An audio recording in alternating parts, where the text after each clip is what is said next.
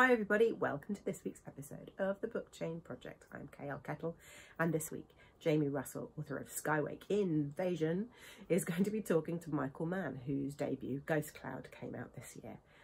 They're both fantastic adventure books that really grab your attention and don't let go. And hopefully they'll be all parts of a series, so keep an ear out for that. It's a great interview and I hope you enjoy it. Don't forget, if you want to be part of Series 2, the link is down below. For those of you listening and watching, it's www.klkettle.com. Follow the links to the Book Chain Project. I will see you on the other side. Bye. 1, 2, 3, 4. Hi everyone, my name is Jamie Russell and I'm here tonight on episode 21 of the Book Chain. It's lovely to see you all here. I am talking tonight to Michael Mann, who is the author of Ghostcloud, which is a fantastic middle grade fantasy adventure set in a London that's completely different from the London that you know. It's more of a steampunk London, and it is full of magic and mystery and adventure. Now I'm hoping in a second Michael Mann will jump on and join us. But before he does, or while he does, I'm just going to do a little bit of housekeeping. First thing I'm going to say is I'm going to try not to do any spoilers tonight, but it's not always quite possible to avoid them, but we'll do our best. And the other thing is just to say, because this is a live Instagram video, is later going to be turned into a podcast, we're not going to pay much attention to the chat, I'm afraid, just because nobody will be able to see it a little bit later on. So I think I've got Michael just about to join me. Let's see if this works, fingers crossed.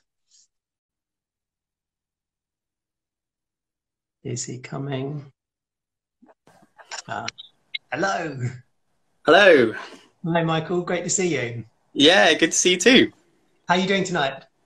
Yeah, good. Yeah. I have my water and my wine ready. I'm doing well. You're doing better than me. All I have, sadly, is just the water, no wine. Oh. I didn't think that far ahead. You're very rookie error. Yeah. Exactly. Rookie error. Yeah. Well, listen, it's lovely to see you, and it's been wonderful this week reading Ghostcloud. I really, really, really enjoyed it. And as I said to you on Twitter, I read it on the way going down to London, and it was the best on the train. And I hadn't been down to London since before the pandemic began, so it was really a wonderful way to read it as we were pulling into London, and my mind was just full of a completely alternate vision of the city that you kind of put in the novel. I thought it was absolutely great. And I also said to you on Twitter that I thought it was fascinating because it started off for me. I was like, oh, this is reminding me of Bearmouth by Liz Hyder. And I was like, maybe this is going to be a middle grade version. Yeah, you know, kids working under Battersea Power Station, shoveling dirt and everything, shoveling the coal. I thought this was going to be great. And then it totally blew my mind because you just went off in completely unexpected directions. And that actually was my experience for the whole of the novels. Every time I was like, oh, I think I know what's happening now. You just went off. It was just like amazingly inventive and creative storytelling that just had me. I was just like, I don't know what's going to happen next. And it was wonderful. You know, it's a real kind of page turner. It was absolutely fantastic. So listen, I'll stop talking. Give us, let's start with you. Why don't you give us your sales pitch for the novel? Tell us how you describe it, what it's about. Yeah, go for it. Sure. I mean, I've been practicing a little bit, but yeah. So Ghostcloud it's like a magical adventure set in an alternative London, like you said, and it's about a boy called Luke who is 12 years old, and he shovels coal in this power station deep underground, and it's like a horrible place. And he dreams of getting home to his family. And then when the book starts, Luke is on the verge of earning that freedom, earning his way home, and then obviously, as is the way, something goes wrong. I won't tell you what. And Luke then is sent as punishment to this haunted East Wing, this haunted part of the plant. And that's when things change. He meets a ghost called Alma, and she tells him there's a way out of the plant. And she kind of draws him into this whirlwind adventure with ghosts, with the smog and the skies over London. There's lots of flying. It's all very exciting. And in the process, Luke, I guess he realizes that things in the power station are not as they seem, as you pointed out. That Tabitha, the owner of the station, has a very terrible plan for everyone, and that if he's going to stop it, save himself and his friends and the city, he will have to, you know, speak up and fight back. And that is the story. That's fantastic. It's like I said, it had me absolutely gripped. And what I loved, I mean, you alluded to it there about it being an alternate vision of London, and it really is. It feels take something that we all kind of know and are really familiar with, and all these landmarks, the Battersea Power Station, River Thames itself seems transformed, and there's even a mention of the Battersea Dogs Home, which really made me smile, which I really love. Where did that kind of desire to kind of reconfigure London in that way come from? Are you a Londoner yourself? Is it kind of based on your own? I am. Yeah, I'm like half a Londoner. I was Yorkshire for half my life and London for half. But I was reading this book called The Wolves of Willoughby Chase. It's like a classic by Joan Aiken, and I was rereading it. And she has this idea that wolves came in through the Channel Tunnel one winter when it was really cold, and then overtook London. And so she has this kind of Victorian London that is just this little bit different because there are wolves everywhere. And I thought it was just the best idea. I was like, oh, wouldn't it be nice to just change one thing and see how that changed everything else? And so in mine, the Channel Tunnel is closed. And I was trying to think how that might have happened. There's the kind of war with Europe. And then I got a bit carried away and I changed lots of things. But that was where it started. This idea, it's quite freeing to be able to change things, and kind of make them a bit dark or a bit more strange. And I love books like Neverwhere by Neil Gaiman, where he has Blackfriars is a bunch of black monks there, and Angel of Islington is an angel. So those kind of books have always been ones I've loved, and so I suppose I took it from there. And then it was fun. I went and just smashed up the Olympic Stadium and made the Houses of Parliament have also, I just changed London, the bits that I liked and the bits I didn't like. I made South London a desert wasteland because I am fed up of seeing my friends in Surbiton, and I just wanted to put everyone out of that terrible commute. So did things like that which were fun, and just went for it. That's really lovely. I really like that. And I love what you talk about in terms of world building. I mean, I found this writing Skyway, which, starts with a fairly ordinary situation and then kind of takes it in a different direction. But if you're doing that world building, sometimes it feels as though it's much easier if you're starting with something that's familiar to begin with and then kind of changing everything. Kind of gives the reader a bit of a handhold to kind of do all of that kind of stuff. I love SKYWAKE. I just finished yours, and I loved bits like when they're in that Starbucks and they're having this. I don't want to, having this fight with something that's definitely not normally in Starbucks, and there are like beans and steam flying everywhere, and you can totally imagine it. And at the same, I think that, yeah, you're right, that reality enables you to then take that step and imagine something very different. Yeah, no, I think so, definitely. And certainly, but as a lazy writer, I'm like, it always helps rather than having to make something that's completely, utterly new. I've just seen one of my Surbiton friends just chip in there, so apologies to any Surbiton friends. Yes, I will feature Surbiton in my sequel, don't worry.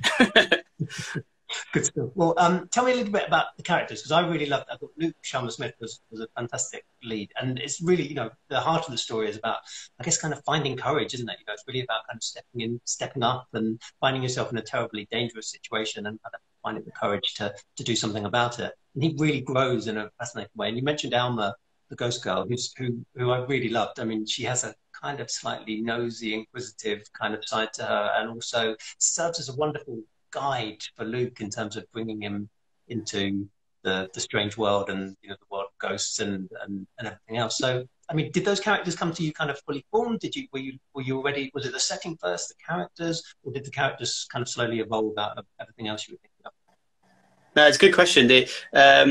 I did write a very bad draft of Ghostcloud before, which was very different. And in that, Alma was there, but she was much more cloudy than she was ghosty. And someone told me, she's a bit, it's not working. And so for people who haven't read the book, and most of you haven't because it's new, but one of the big ideas is that when you see a shape in the clouds, whether it's, a snake or a horse or whatever, that's actually a ghost kind of watching you back, probably. And in this book, Alma is one of these ghosts who rides these clouds and fires lightning and things like that. And she takes Luke up to this world, and and there's this whole world above our heads, and it's very exciting for him. And I suppose Alma at first was kind of a bit, I couldn't get her to work. She was a bit more kind of mystical, and at some point I clicked that she had to just be a girl like Luke, another kid.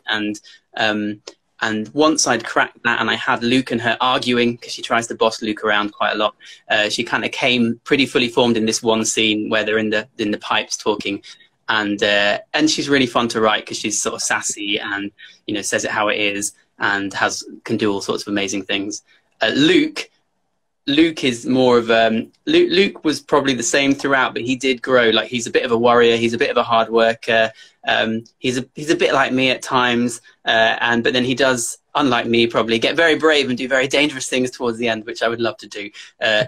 He interestingly, he's in the book, he's half Indian like me as well, but when I first wrote him, he was half Chinese, because I don't know why. I think I like the name Luke Lee more than Luke Smith Sharma, and I think I probably didn't want to write about myself. It felt a bit sort of egotistical, but actually I had some very good friends who sort of told me, no, you should write from what you know. It'll be deep, it'll be more like authentic that way. And I think that they were right. So he changed, he became half Indian. He changed from half Chinese to half Indian. But, you know. It's always so interesting how much things change as you're writing, and quite often I find like the characters themselves tell you who they want to be. You know, you get to a certain point in the drafting process and you're like, okay, this character is now talking to me and they're actually telling me, you know, what they want to be doing, who they want to be, where they're going. You know, I always find that's a really fascinating part of the process. Definitely. I must say, you know, talking about writing from yourself and characters who are something yourself. I don't know if your villainess has anything of you in her, but she was an amazing villainess. She really was. I'm not going to spoil anything too much, but the scene where she's using her fingernails to like unscrew things. Oh. That and the pipe that she's, you know, the kind of pipe smoking is. She's fun. Tabitha is like my favorite character to write, and in fact, in the first version, the bad version, she kind of flitters in and then only appears at the end. And someone said to me, oh God, let's just have more of her and let's start, you know, let's have more time in Battersea. And it's like, all right, fine. So I just started the book with her in it and Battersea, and she's there the whole way through and does horrible. She just gets worse and worse as the novel goes on. And it's always fun. I mean, there's nothing, she does things that maybe I would like to do if I was a baddie, but I obviously wouldn't do any of those things. She really reminded me of something out of like Roald Dahl or something. You know, it was a real kind of witch's vibe. And then I was thinking, oh, the child catcher from Chitty Chitty Bang Bang. And then of course I realised it was also Roald Dahl, wasn't it? I think he was credited. Yeah. And I was like, he's my hero. Roald Dahl is my absolute hero. And the witches, I just love the witches so much. So the Grand High Witch must have been an influence. You know, the scenes where she stood at the front, sort of, you know, saying things, it very much Roald Dahl all the way. Yeah. Yeah, and the drops that she's giving the kid and everything. I was like, yeah, it was really. She's fantastic. I mean, she really deserves a little a plaque in the pantheon of like evil villains in children's literature. She's really, she's back in book 2. Fear not. So listen, let me ask you a little bit more about Luke, because you mentioned about starting off with him being British Chinese, and then you yourself are of British Indian heritage, and so I guess. There's a lovely line actually in the story. I've just written it. Luke wished he could be one thing properly because he wouldn't have to explain himself half so much. And he's kind of complaining about the idea of kind of being half Indian and British. I was about to give a spoiler away about him. I just caught myself there. Yeah, so I was like, is that kind of, did a lot of that draw from your own experience into the character? Is that something you really worked on? Yeah, as I said, I had him half Chinese, and this friend on a course I was at, this Curtis Brown course, said, well, I'm half Chinese. Have you thought about making him half Indian like you? And she said, yeah, the thing I found about being half Chinese is that my hair is really straight, so straight it's sometimes annoying. And, you know, is there not anything like that for you? And the thing immediately that came to me was that as someone who's half Indian and quite pale, I often am having to like, people are like, are you sure you're half Indian? You know, or something like that, especially in winter. And that sense that, and I immediately thought that Luke, if he was half Indian and in the power plant underground, he would have that same problem where he was sort of felt like he wasn't properly, he'd almost had that side of his identity taken away because he'd not seen the sun. He'd be very pale. And I think that was really interesting for me to explore. And he does have this sense of, yeah, he's half Indian, he's half a detective, and he's half something else, which we can't say, and he wishes he'd be something properly. And then obviously towards the end, that's part of the thing, is that, you know, at the end, can he kind of reclaim that side of his personality, his identity, and explore that? So, yeah, that did come from me. And part of the story is about lots of characters who feel like they don't quite fit the category or fall in between characters, fall between categories. which I think we can all relate to in some ways. And by the end of the book, a lot of them have kind of accepted that it's okay to be a bit of both. Yeah, no, that it works brilliantly. It's really very powerful. It's nicely understated as well. It kind of its way through the whole novel, and it just kind of hits at the right moment in a really lovely way. I really like that a lot. So tell us a little about your journey to publication. So this is your debut novel. How did you start? Where were you planning? You mentioned Curtis Brown, the course of Curtis Brown. So just talk us a little bit about through the process for you.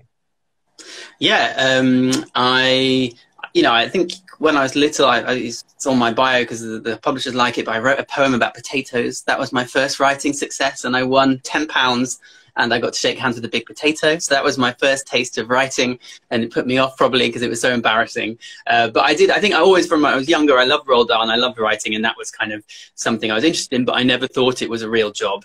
And I've had a few jobs, I kind of worked in a charity abroad and here, and I worked in consulting for a bit, and then I've become a teacher.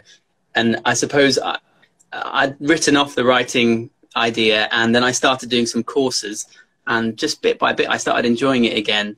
And one thing led to another, and I found myself writing this story.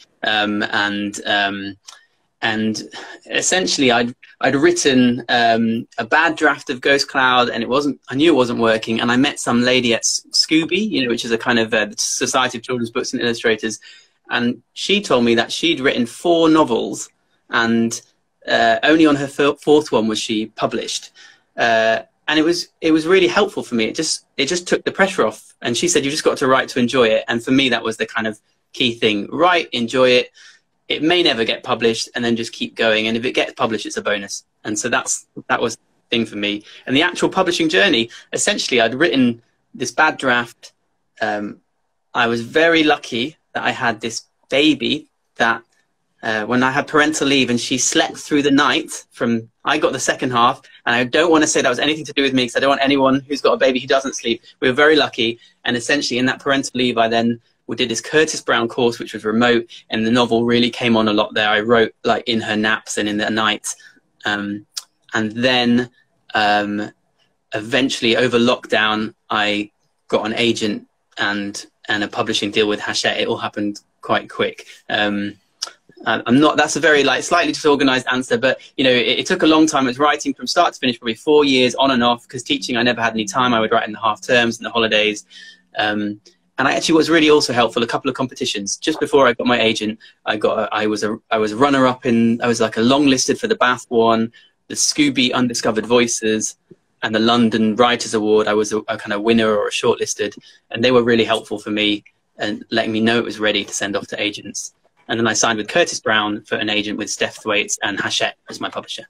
Wow. Well, I mean, that I can imagine just what a confidence boost that was to have kind of, the competitions experience, and it's just wonderful because you know that people are reading it, and you get a sense of as you said, oh, now it's ready to kind of go out there. Because I think so often, and I've done this, we can send work out before it's ready, just in our excitement, or maybe even just our exhaustion with the whole process. You just just let someone else read it now, and it can quite often be timing it wrong can be a difficult thing. I think, right, yeah, people told me at times to wait, and I'm really glad I did. I also actually Write Mentor, Faber, and someone else. There's lots of Liars League. There are other competitions. I just sent to quite a few, and lots of them I heard nothing back, but those 3 were really helpful to give feedback. I have someone saying, is there any poker games featured in this in my novel? No, not yet, but I will try. I will try and add them in the sequel. But yeah, good stuff. You mentioned about being a new dad, so. In terms of writing, did it change things for you, do you think? Suddenly, finding yourself in the role of a father? Did it practically, clearly, it made a difference in terms of, giving you a bit of time to be able to write during that time. But yes.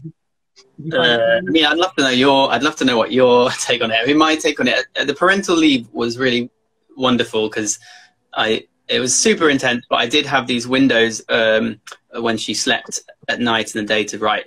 But aside from that, and I love my daughter a lot, it's very hard, juggling parenting with anything, I'm sure, as most people can do. So I think what it probably does is that whole, if you're a busy person, you know, well, I can't remember the phrase, but essentially you really value your time, don't you? Because you have these like windows. And so I think how it probably has helped is I really, you know, have to think, I've got this time off today. Am I going to write, or am I going to go see my friends? Hangovers just aren't worth it when you've got a child. So I probably cut back on my drinking and had more time for writing. And also the good thing as well, I think, is children and babies are a really good distraction. So, you know, you can't just worry about your book too much. You do it. This is how I do it. I type it like this, and then you go off and you have to play with some child pretending to be a monster or whatever it is, and you don't think about your book, which I think is healthy, because I think you can spend too long on the book as well. How about you, Jamie? You've got kids. I saw your lovely daughter, I think. Does she inspire you? Does she impact, you know? Yeah, I mean, they're older than your daughter, so, you know, I think I should ask you the question. I'm probably like maybe 10 years too early in asking you the question, because, you know, I mean, the thing about, you know, play and stuff, I think is just so invaluable, really, as a writer, you know, for children, going through all of that yourself, but also just the sudden immersion in children's literature that comes from like being a parent, that just kind of continues, and you find yourself going up through the grades, you know, from the picture books, whatever, all the way up to, you know, suddenly before you know it, it's like, oh, YA fiction now. Okay, I mean, it is a fantastic way of, like, you know, really immersing yourself in the field and reading so much, and also just seeing what works. You know, I mean, it may only be for your own kids, but it's fascinating to get a kid's view on. You're like, oh, well, I really like this book, and they might be like, oh, no, not at all. You know? Yeah. And there's some disappointments there as well in terms of heartbreak when you read stories that you loved as a child to your children, and they're just like, what is this? Please stop! Don't read me anymore.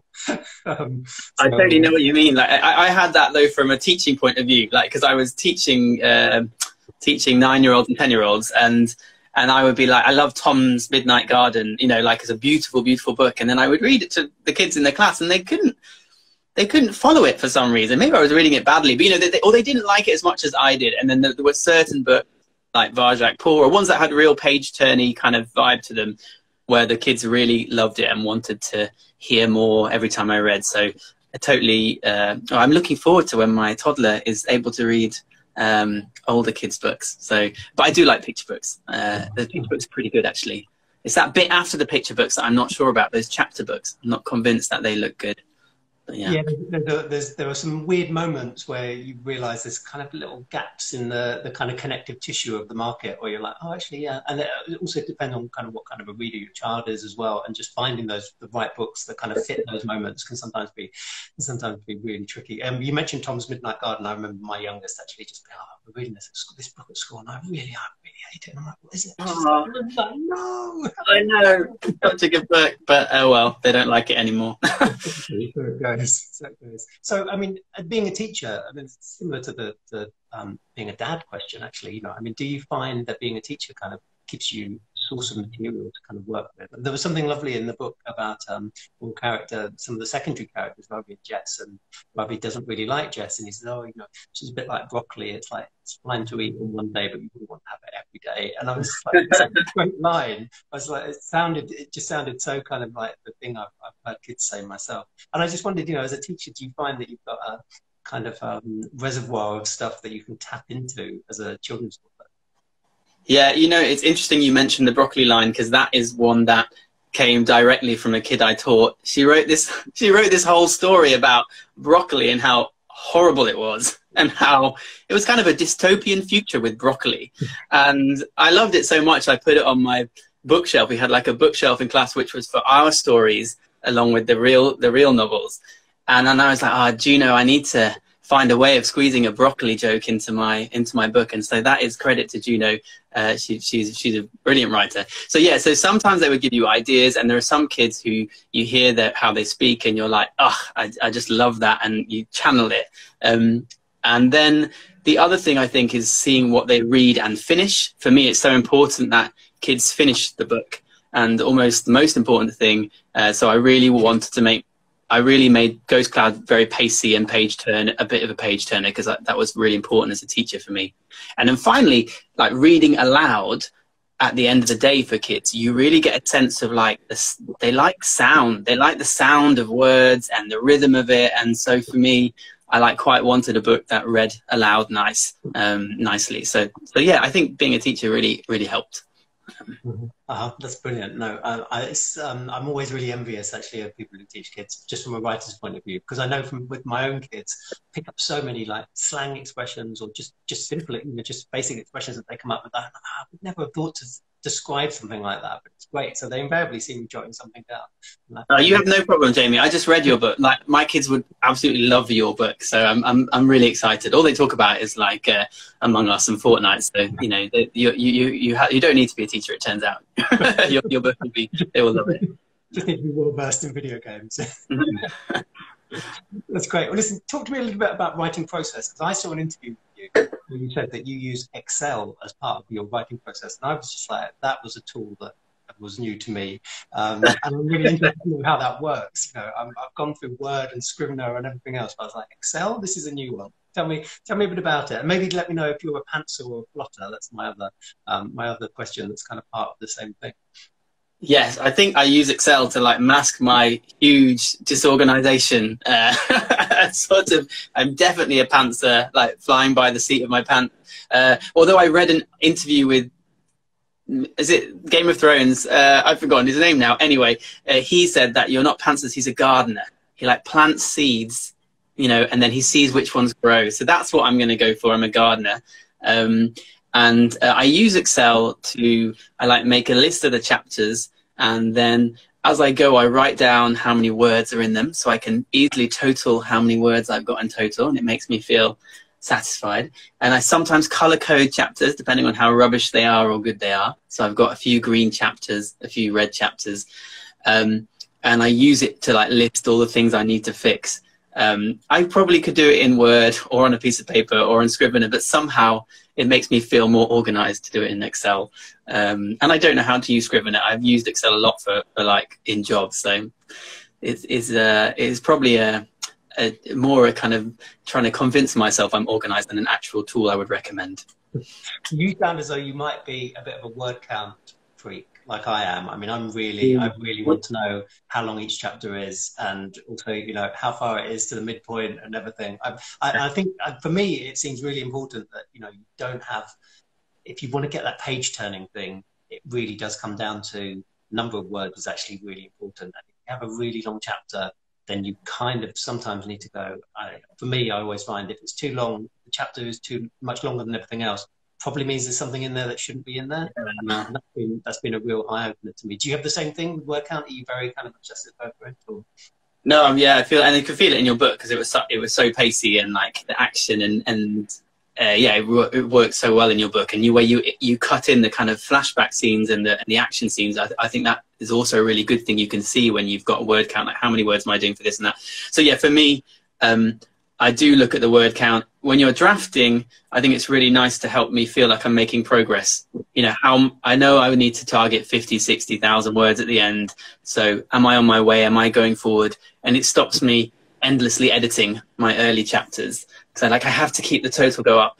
And then I think, like you said, if the chapter's too long, you can see and you go back. I think the only thing I would say is now that I have hit my word count and I need it to shrink, it's a bit depressing. I'm like, oh no, I have to cut all these words, and how am I going to get it back down to 60? So I'm not looking at the word count very much at the moment. I'm just kind of like, you know, just looking at the words, you know. I'm sure it's always much easier to cut than it is to add. I think that's the worst one, where you're like, oh no, I still need another 20,000 words and the story's done. You know, how does that go? I've never had that problem. But yeah, sounds good. So tell me, what's your writing kryptonite? If you were to choose something that was, Emma asked me this last week, and I was like, yeah. Can I have like lots of kryptonites? Yeah. Like I can't, if the TV is on in the background, I just can't think. I can't even have a conversation with people. My partner just says, do you want me to turn it off? And then he turns it off and I can talk to you. So I can't write if there's TV or radio or even like music that has words in it. Increasingly, Twitter is a problem for me, because instead of thinking about my plot, I am trying to think of whether what I just tweeted was ridiculous and people are going to be, you know, telling me that I'm really embarrassing. And then the other thing, like, I mean, it might be interesting if you, I don't play like, I used to play GoldenEye and some of the games that, you know, like I used to love that when I was younger, but I recently started kind of and it's a bit geeky. Well, I'm not apologizing. Diplomacy, like online board game. Yeah, an online board game of diplomacy, which is a bit like Risk. And it was like a delayed turn-taking thing. And I would put in a move, and my brother would then put in a move. And I found that all the space that I should have been thinking about my novel was spent thinking about whether I should invade Paris, or, you know, should do the back around Spain and attack him there. And in the end, I just had to withdraw and let, you know, his troops take over Europe, because I wasn't getting any writing done. So they were my three kryptonites. What was yours, just out of interest? Mine was Twitter, actually. Although now that you've mentioned it, I did have a similar experience a couple of years ago with a turn-based game on my phone, playing with a friend who wasn't nearby, you know, remotely, and it just came, yeah, it took over my life. It was just, he's moved, I've got to move my troops now, you know, whatever. It's terrible. So I did have to just delete it off the phone completely, because I was like, it's either I get paid to play this as a living, or, you know, yeah, it doesn't work. No, we've got a similar kryptonite. We need, yeah, I'm with you. Good. So tell me, talking about advice for writers, this is always a nice question. If you were to give your younger self some writing advice, what would it be? Although maybe it would just be about, you know, not to write about potatoes. I don't. Yes, don't write poems about potatoes, because you will very specific. You have to shake hands with a giant potato, and it will traumatize you. That's one advice. Yeah, it's interesting, because I suppose it's worked out in the end with the writing. But I think one of the things I worried then was, and for a lot, whether what you were writing was original, whether what you were writing was good, you know, whether if you showed it to your friend or your mum, they would like it. And I think what you realize is that actually everyone likes different books, don't they? You know, you could show the thing you've written to 10 people, and if 9 of them disliked it and 1 of them liked it, that's not a bad hit rate. So I think I would say, write for yourself, little Michael, just enjoy it, and sort of a hand on the shoulder, just enjoy it, stop stressing, write, and try and finish something instead of starting things and then like leaving them because they're not literary enough, you know. And I think at some point when I realized I liked writing kids stuff, and they were the books I felt I could write, that was a bit of a relief as well. I could just enjoy it, and I like plot, you know. So just chill out and write and enjoy it would be the overall message for me. What about yours? Any tips? What's your wisdom? I actually was just about to agree with you, what you said about finishing what you start, because I think that's a real killer for a lot of people, is that they don't actually finish it. And I always say to kids when I do school visits, I'm just like, yeah, it's great, you know, if you start writing, you've got to finish it, because it's only when you finish it you can show it to someone. You know, because if you can't give someone half a story and go, oh, well, I kind of ran out of steam and I never finished it, I'm like, it doesn't matter if it's bad, just finish it. And, you know, really, once you've finished it, then you can make it better. But halfway through, it feels like still like a slog. I mean, that's why whenever I finish a draft, no matter how long or short I've spent on it, I'm always just like, it's time for a celebration, because, you know, it's a milestone. Oh, that's the really good advice I got as well. Yeah, a really good piece of advice is celebrate early and often as well. So celebrate early. You finish your draft, celebrate. Don't wait for that, you know, the perfect draft or the publishing deal or whatever it is. You know, I'll celebrate after this Instagram call because it's my first Instagram live, and I will need another glass of wine. So yes. No, that's very good. That's very good. Well, listen, we're almost out of time, but before we wrap up, I must ask you about what's next for you. I think you mentioned a sequel to Ghostcloud and Tabitha returning. Yeah? Yes. A sequel is coming next October, so a year from now. I am busy writing it. I have done a first draft, so I think we're okay, but I'm just like plowing through those edits, trying to get them all done before the launch of this one. And then I've got another book, a story in an anthology coming out for 5 to 7 year olds. So that's a bit younger, and that was quite interesting for me to write for that younger age group. So yeah, I don't know if they've announced it yet, but it's with a good publisher, and I'm quite excited about it too. And then I need to think of another book, because once you finish this one, you need to think of another one. So any ideas for books? Someone here has suggested I write one about poker. So I will have a think what my next children's novel is that is, you know, appropriate, and I'll probably start looking at that later in the year. Well, I have to say, I really like the idea that you trailed about the dystopian future with broccoli. I'm just like, that sounds like a winner. You should do a deal with that student of yours and say, look, you know, I'll pivot you, yeah. Dystopian broccoli future. I think you're right. It's got a ring to it. Deal. Sounds really good. So next week it's going to be you interviewing, isn't it? Do you want to tell us Yeah. who you're interviewing? Just give us a little trail for it, maybe. Yes, I'm interviewing Candy Gourlay, who is an amazing writer who's written lots of books and has been nominated for the Carnegie before. And this is her book called, I think it's called Ferdinand. It's about Magellan, basically, who is the great explorer, and it's a great. It's like a kind of history, and yet just really witty and funny. And so I'm going to interview her and hear how she wrote such a great. Lovely, fun historical book.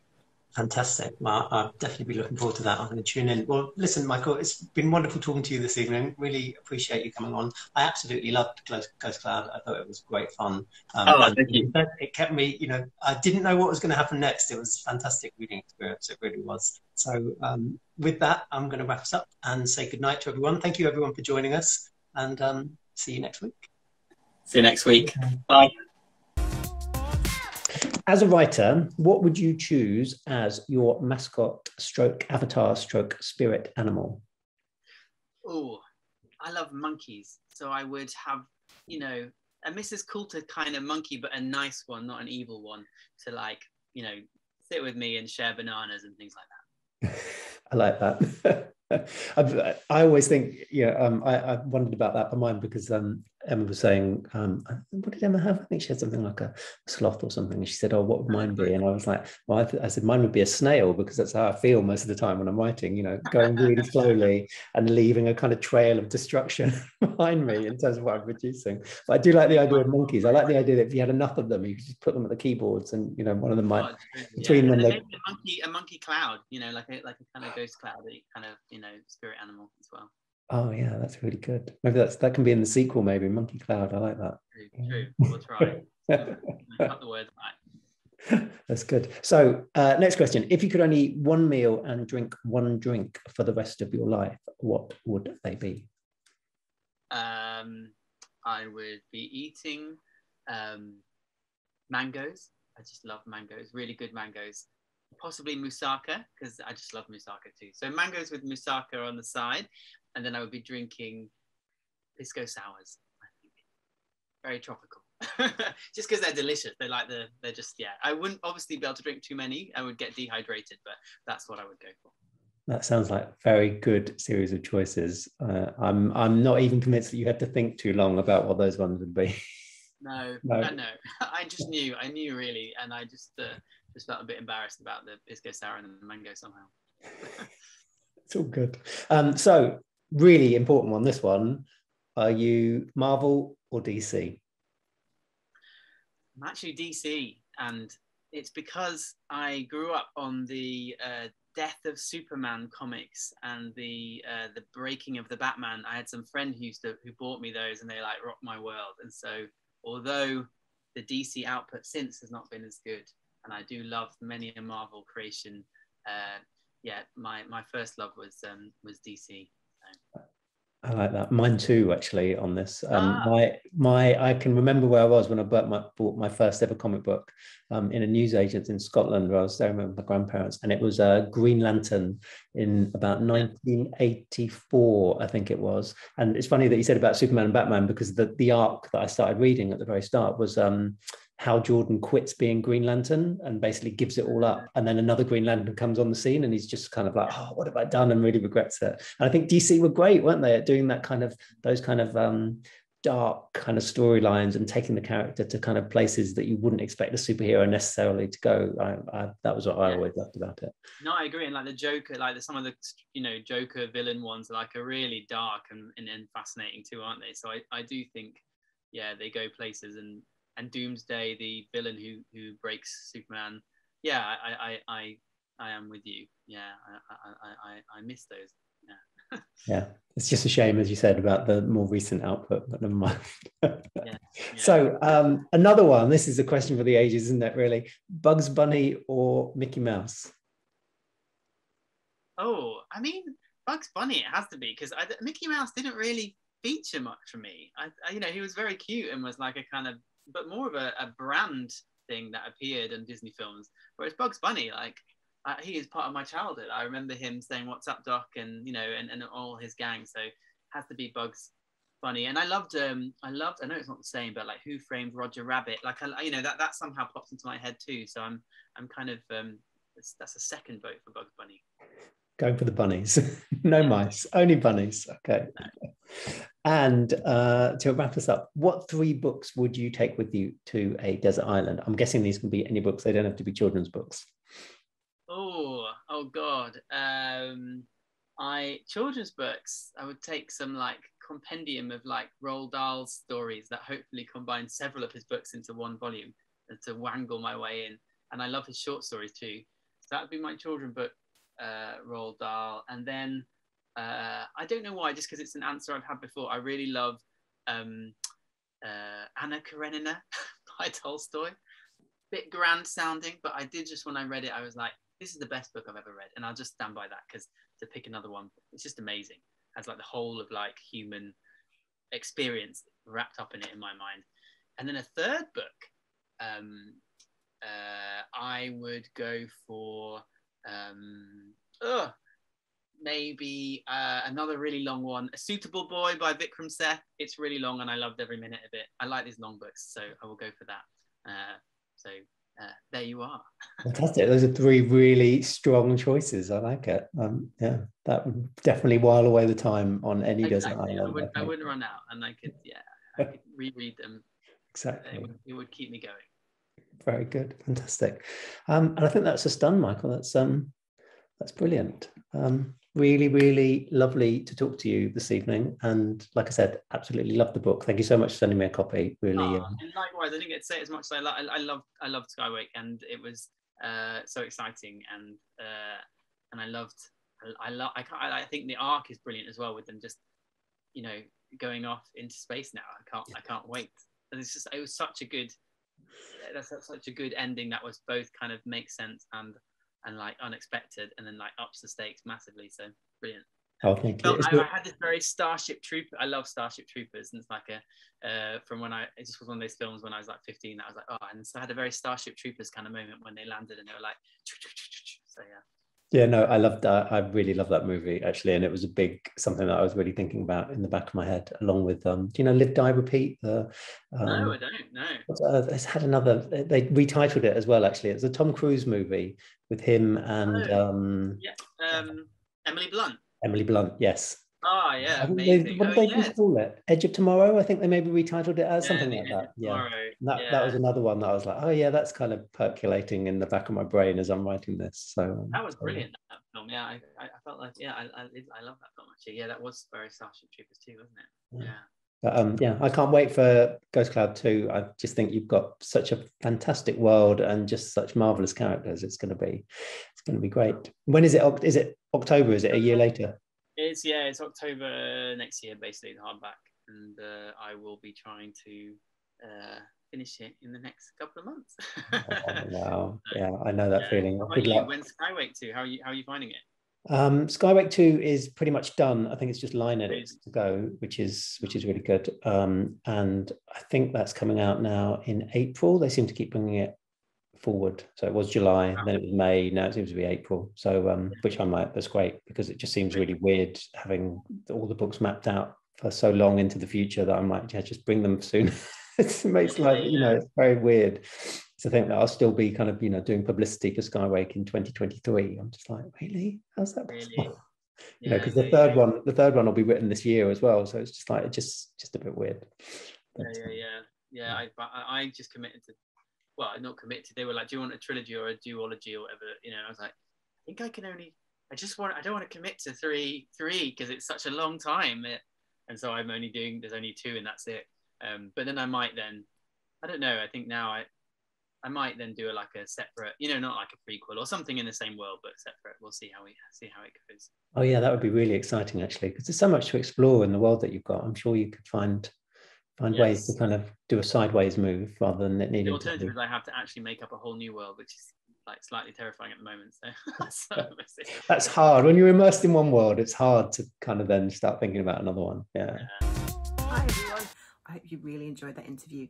Next week, Michael Mann is going to be interviewing Candy Gourlay, who's a fantastic champion for new writers, for young adult, for children's, for picture books, for everything to do with the UK young writing scene. And I'm really proud that she's going to be part of our first series of the book chain. So tune in then. Until then, I'll see you. Bye.